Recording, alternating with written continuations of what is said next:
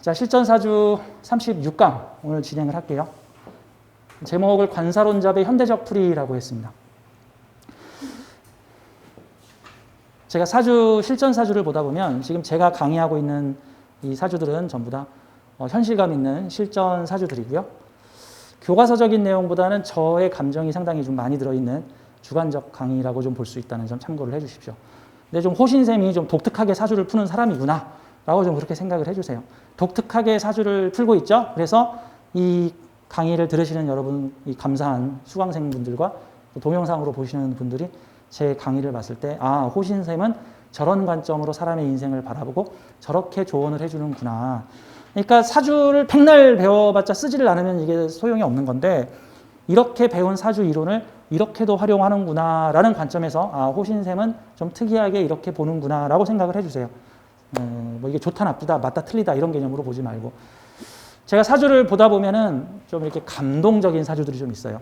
지난 시간에 강의를 했던 지구별 고수 여행자, 전 세계 80개국을 자유롭게 돌아다니면서 기업 경영 컨설팅과 심리 상담을 해주시는 분.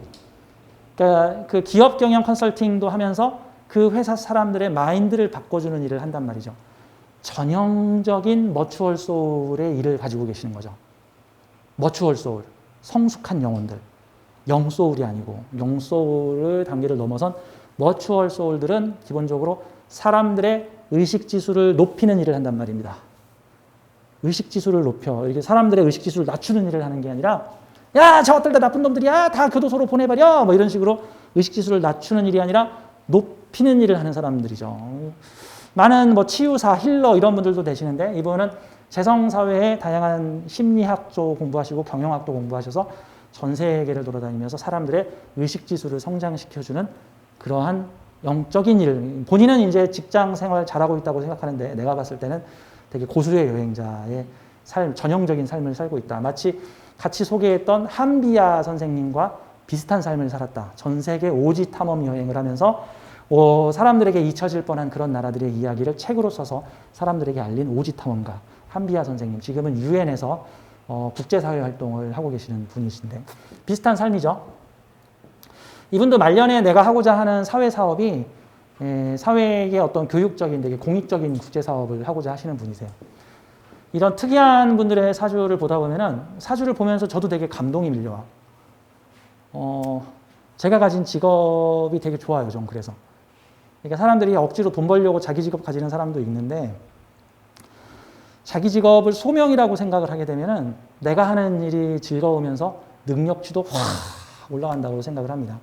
저는 가끔씩 저하고 상담하시는 분들 중에 가끔 이런 나도 본받을 게 정말 많은 사람이네.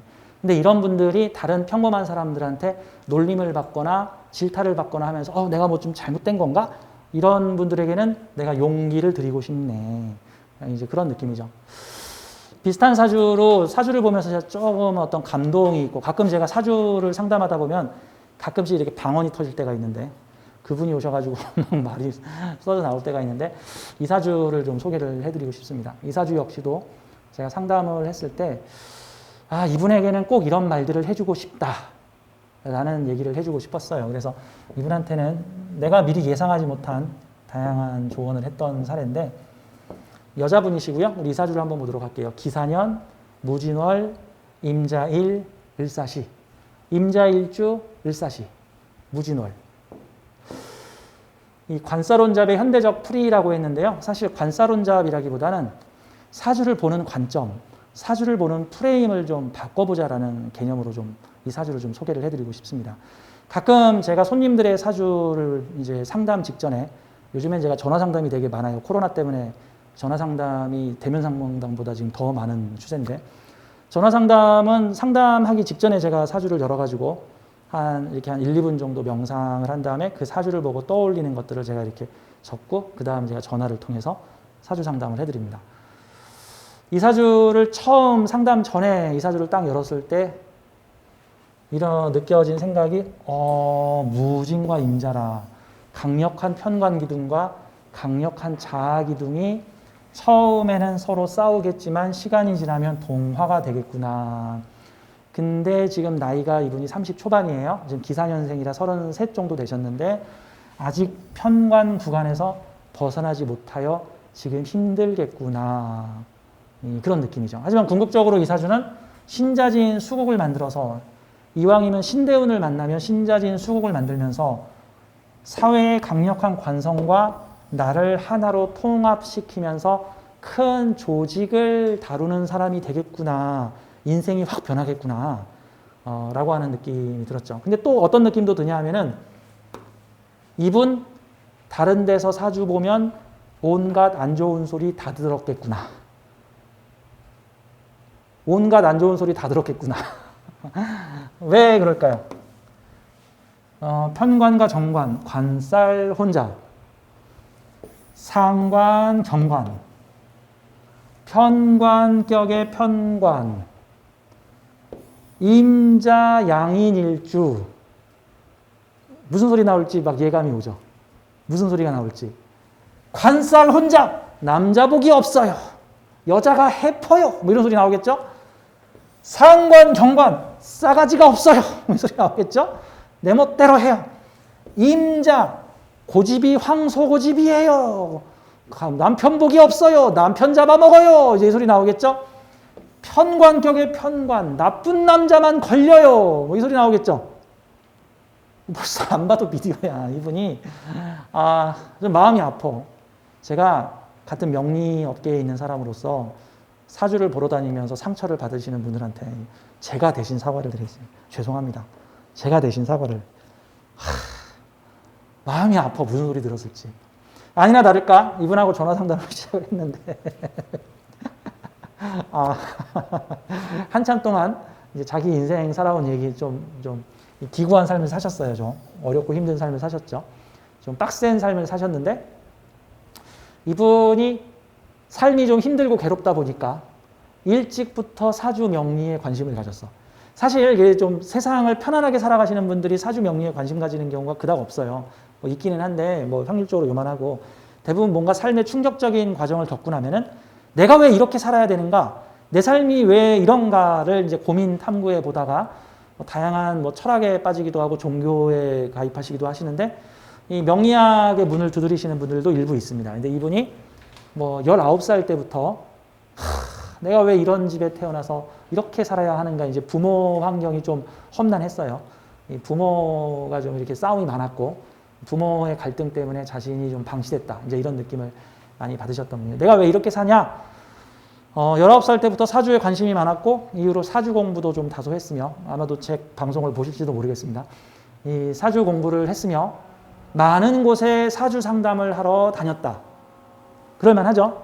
많은 곳에 사주 상담을 하러 다녔는데 근데 사주 상담을 하러 가서 뭐 위로를 받는 경우도 있었겠지만 많은 경우 큰 상처와 좌절을 맛봤다.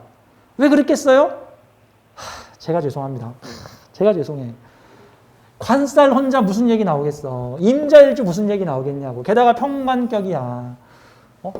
상관까지 있어. 여자 사주가 간여지동이면서 상관이 있으면 보통 명리계에서 좋은 소리를 안 해요. 여자 사주가 비겁이 강하면 자기 주관이 있어. 그렇죠? 남자한테 안 지는 여자다. 뭐 이렇게 얘기를 하죠. 게다가 상관까지 있으면은 안 지는 정도가 아니라 남자를 꼬꾸라뜨리는 남자. 뭐 이렇게든 보는 거죠. 이제 상관까지 있으면은. 그래서 원래 특히나 그 중에서도 임수일간이 상관을 쓰는 것을 옛날 고서에서는 정말 천하의 어쩌고저쩌고라는 식으로 비하를 합니다. 제가 지난 한 3주, 한 일주일 전에 명리학계의 남존여비를 뿌리 뽑아야 한다. 세상이 바뀌었는데 아직도 우리는 과거의 남존여비와 어떤 평등을 깨는 어떤 사람을 이렇게 계급으로 나누는 어떤 그런 남녀 차별의 프레임에 갇혀서 지금도 사람의 사주를 보고 있다. 남자 사주를 해석할 때 별 차이가 안 나오는데 특히나 여자 사주를 해석할 때 온갖 안 좋은 프레임을 덮어씌워서 능력 있고 커리어 있는 여자들을 누르고 비하하는 그러한 저주와 마법을 걸고 있다. 이제 지난주에 그렇게 얘기를 드렸죠. 그러니까 너무 한쪽으로 명리계가 남존여비, 남녀 차별이 심하게 한쪽으로 기울어져 있기 때문에 저는 페미니스트가 아닙니다. 저는 한쪽 극단에 치우치는 거를 아주 싫어해요. 전 딱 중간에 걸쳐있는 박쥐 같은 중도 인간입니다. 제 표가 중도예요. 제 표가 중도. 다만 너무 한쪽으로 치우쳐진 것을 복수하듯이 반대편으로 갖다 붙이는 게 아니라 중간으로 가자는 거죠. 마치 백인들에게 탄압을 받던 흑인들이 폭동을 일으켜가지고 내가 당한 것을 니들한테 똑같이 해주겠다 하면서 백인들을 막 탄압을 하면 그놈이 그놈인 거야. 그러면 그게 그놈이 그놈인 거야. 그런 게 아니라 만약에 자신을 탄압하던 백인들의 탄압을 물리치고 이렇게 뭔가 구테타를 일으킨 흑인들이라면 백인들을 탄압을 하는 게 아니라 백인과 흑인이 공존할 수 있는 방법을 마련을 해야 돼요. 공존. 남녀 차별이 너무 한쪽으로 기울어져 있다면 이거를 적당히 중간으로 돌려서 서로 공존할 수. 적어도 우리 사주 명리학계라는 곳은 이게 무속하고는 달리 그래도 공부하는 곳이잖아. 공부하는 거. 공부해서 지식 자격을 얻어서 사람의 인생을 이렇게 살펴보는 학문이잖아. 학문이라고 한다면 이게 지적이어야지. 좀 샤머니즘에서 좀 벗어나자고. 좀 이게. 그래서 옛날 사고방식은 여자는 남자의 성공 발전을 위한 도구. 그래서 여자가 남자보다 잘나면 안 돼. 나빠. 근데 이거를 치사하게 여자가 똑똑하면 재수없어. 이렇게 솔직하게 얘기를 안 하고 여자가 똑똑하면 남자 복이 없다. 라는 식으로 비겁하게 돌려 말해. 이거 더 비겁해. 이 병신 찌질한 짓거리야 정말. 이게 뭐냐고. 가령 어떤 사람이 마음에 안 드는데 그 사람이 흠잡을 데가 없어. 그러면 막 왜 자꾸 늦게 시작하세요? 이런 식으로 막 이렇게 얘기를 하는 약간 돌려서 이것도 일종의 방어 기제 같은 건데 꼭 그런 느낌이에요. 이분이 사주 상담을 하러 갔다가 상처를 많이 받으셨습니다. 저한테 이제 상담을 요청을 하셨는데 좀 이런 관점으로 보죠. 저는 우선 사주를 심리적 측면으로 좀 풀고 그 다음에 이게 현실에서 어떻게 발현될 것인가라는 측면으로 봅니다. 자, 이 사주가 내 인생 어떻게 살아야 되나요? 라고 얘기를 해주셨는데 저는 사주를 볼 때 이 사주의 인생을 설계한 이 사주는 영혼의 자기개발 계획서다. 사주는 영혼이 짠 지구별의 버킷리스트다. 경험하고 체험해 볼 것을 8칸에다 적어가지고 왔다. 즉 사주에 있는 것은 영혼이 이번 생에서 경험하고 체험하겠다는 거야. 그러면 이번 생에 경험하고 체험해보겠다고 하는 곳에다 이렇게 편관을 이렇게 써가지고 온 영혼들한테는 편관 써가지고 온 영혼들한테는 그 용기에 박수를 보냅니다. 이렇게 해야 돼. 사주에 이렇게 편관 써 있으면은 박수. 와, 힘든 코스를 도전하셨군요. 박수. 이렇게 얘기를 해야 되는 거야. 예. 팔자가 세! 뭐 이러지 말고. 그러지 말고. 자, 그냥 단순하고 쉽게 요약을 하자면요. 단순하고 쉽게 요약하자면 사주에서 일단 핵심은 월주하고 일주잖아요. 그러면 이러한 환경을 살고 있는 이러한 나라는 개념이죠. 그러면 이 사주를 그렇게 보자면은 무진의 사회를 살고 있는 임자라는 나잖아요. 무진이라는 평관적 사회를 살고 있는 임자라고 하는 나죠. 그럼 이거를 어떻게 하면 해석할 수 있을까? 무진이라는 간여지동급 평관적 환경에서 살고 있는 너도 간여지동이냐? 나도 간여지동이다. 이거 평관만 세? 나도 세잖아. 이런 사주는 편관적 환경에서 자기 주관을 가지고 살아가는 삶이란 뜻이에요. 그러면 이 사주를 설계한 영혼의 의도는 무엇일까? 이번 지구별에서 나에게 주어진 체험 미션은 무엇일까? 뭐 그런 거 있잖아. 이수근이나 무슨 병만족 해가지고 암흑의 섬에서 악어와 한 달 동안 생활하기. 물이 없는 곳에서 스스로 물을 만들어서 얼마 동안 자급자족하기. 이런 식으로 미션 만들잖아. 이 사주는 그런 식으로 표현하면 뭘까? 무진의 평관적 환경에서 자기 발로 일어서기 미션이잖아요. 무진이라는 평관적 환경에서 자기 주관 가지고 자기 발로 일어서기잖아, 이 사주는. 그럼 자기 발로 일어서기잖아. 그리고 사회에서는 나를 계속 극하겠죠. 극하고 통제하고 사회의 평관적 가치관이 나를 이렇게 살아라, 저렇게 살아라, 이렇게 살아라, 이렇게 살아야 된다, 저렇게 살아야 된다 라고 하는 다소 불친절한 사회를 살고 있단 말이죠. 무진이라고 하는 프레임에 갇혀있는, 프레임을 따지는 삶이야.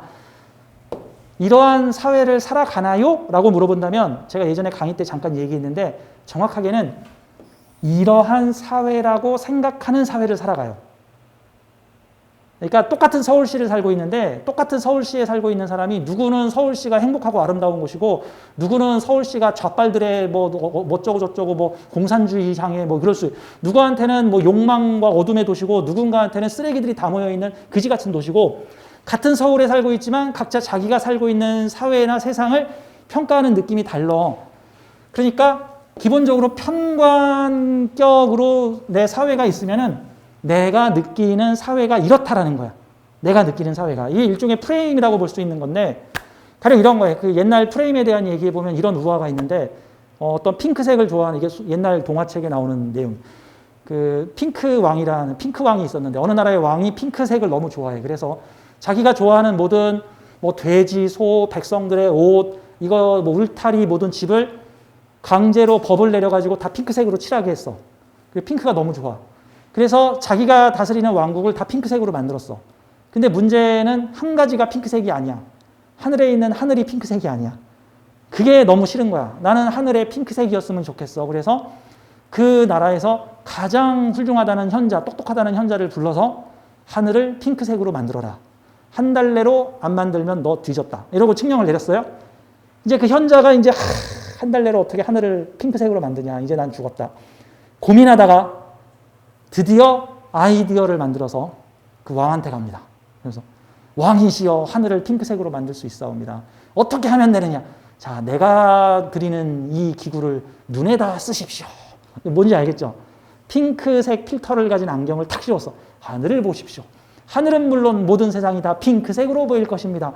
현실은 핑크색이 아닌데 내 눈에 비치는 세상은 모두 핑크색이다.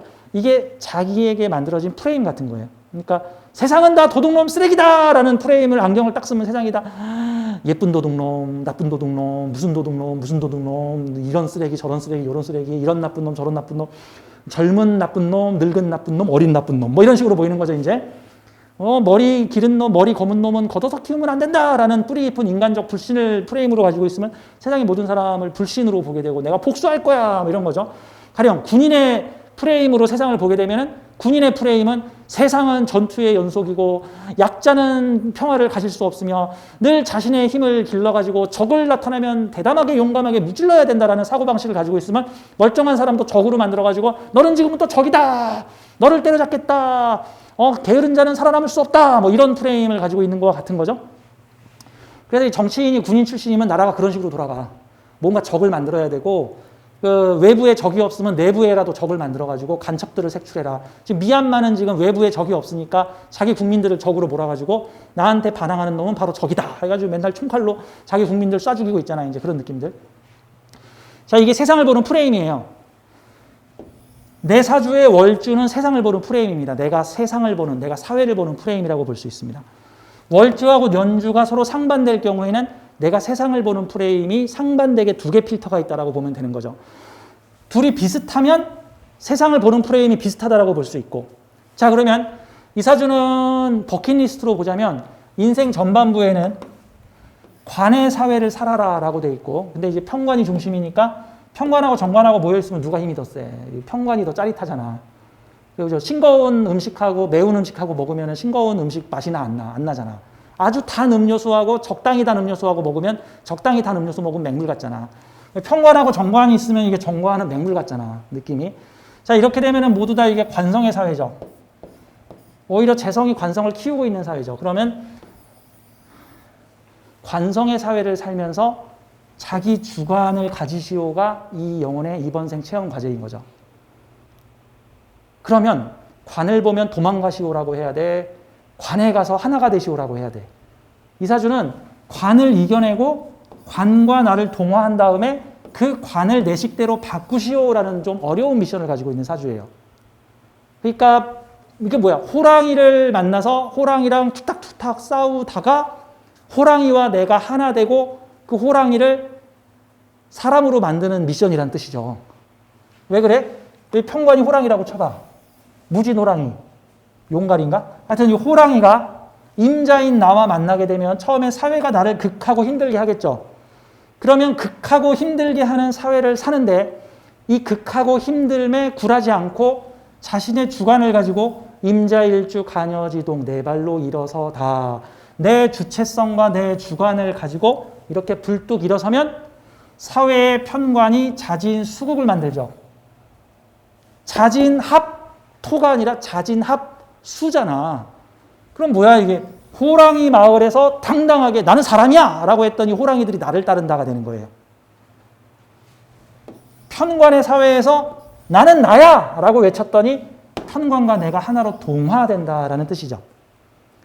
그러면 이 사주가 이번 생에서 경험해야 될 것들이 뭐가 있냐면은 우선 고생 좀 많이 해야 돼. 네?